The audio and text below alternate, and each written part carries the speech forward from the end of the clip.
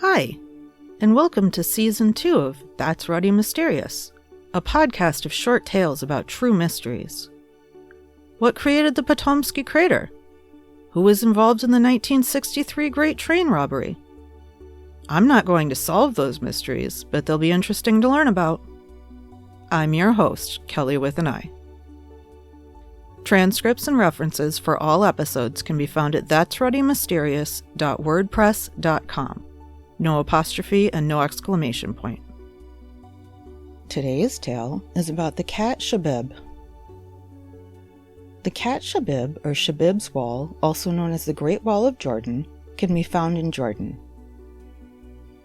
It's a wall that extends 150 kilometers or 93 miles.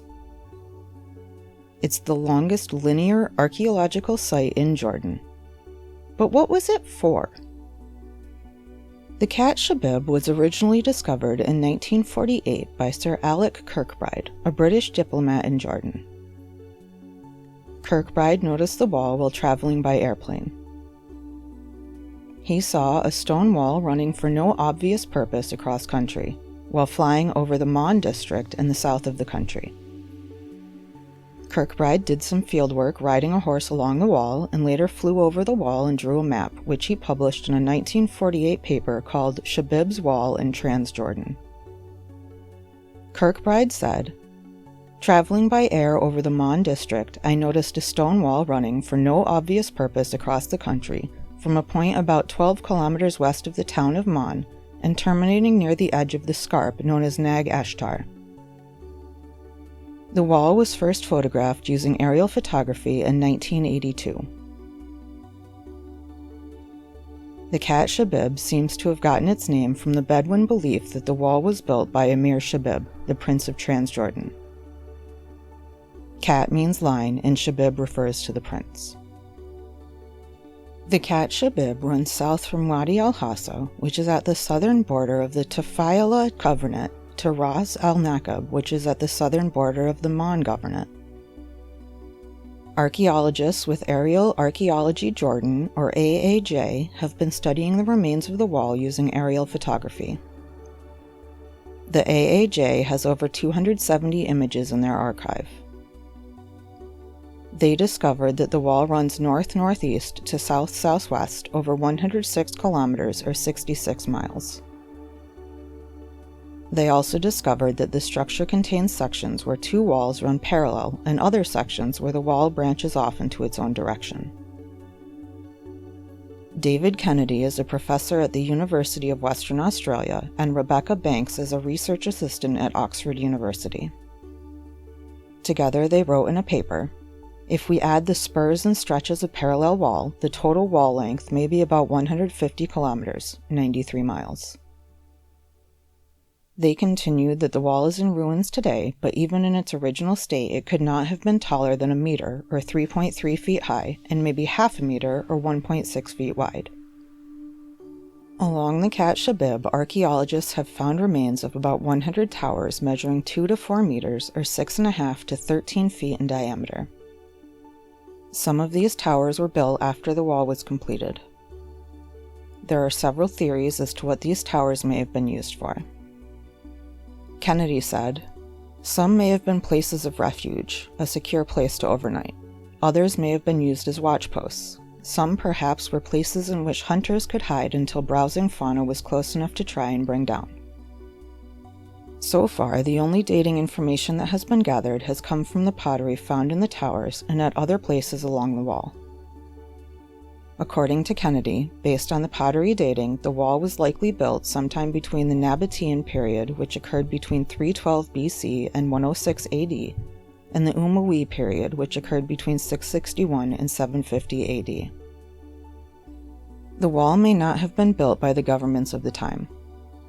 According to Kennedy and Banks, it is possible that local communities, seeing what neighbors have done and persuaded of its usefulness, simply copied the practice.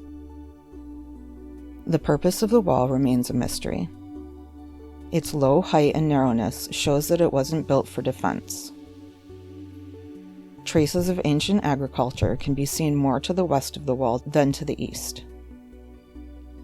It's possible the wall was intended to mark a boundary between ancient farmers and nomadic sheep or cattle farmers. It's also possible the wall was some sort of other boundary. Kennedy and Banks say that aerial archaeology will never provide the answers to the questions of when the wall was built or what it was built for. They say that to find those answers, systemic fieldwork will be required.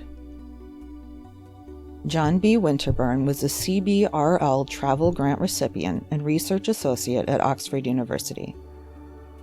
He explored the wall in the first fieldwork done in the Stony Desert area west of Mon.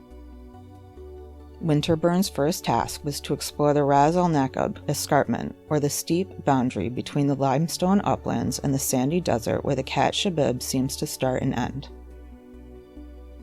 Then he moved to an area west and north of the village of Wahida.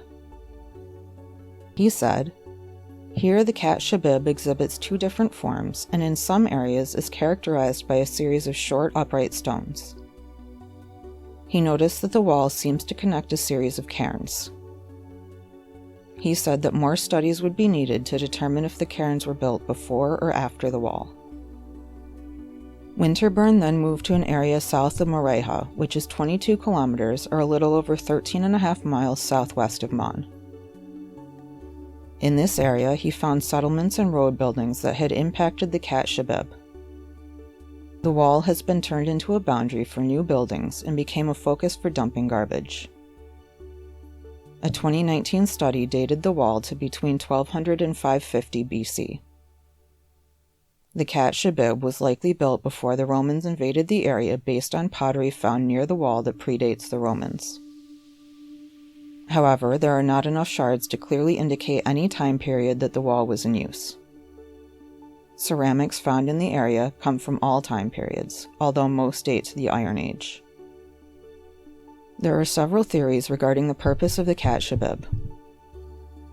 Some believe the wall was built by the Nabateans of Petra to defend against the Bedouin raids from the east. Many experts say this is not the case. They say the wall is too short to have been built for defense. Others believe the wall was built for agricultural purposes. They believe it was used to protect crops and cattle from predators like lions and leopards. Some believe the Khatt Shebib was built as a border marker and to restrict movements of nomadic peoples. If this is the case, it would make the Khatt Shebib one of the oldest and longest border walls in the world. If it was built for this purpose during the Iron Age, it would have marked the eastern border of the Kingdom of Edom. David Kennedy believes the wall may have marked the border between a farming region and a herding region. He believes the towers were used either as shelter from sandstorms or to store food. There's no evidence to support this theory. Kennedy said that mapping the wall on the ground would be a huge undertaking given its length and the fact that it's been destroyed in some places. He says, as a result, old aerial photographs are very useful. Kennedy dismisses the idea the wall was built for defense. He said, "It is highly unlikely that cavalry would operate in a landscape with thick boulders everywhere." He says it's possible the wall was built in stretches, possibly over a long period of time. Kennedy would like to see more fieldwork done in some of the places where the wall is associated with a settlement. He believes that may help date the wall and determine its use. Who built the Khatt Shebib? Why did they build it? What do you think?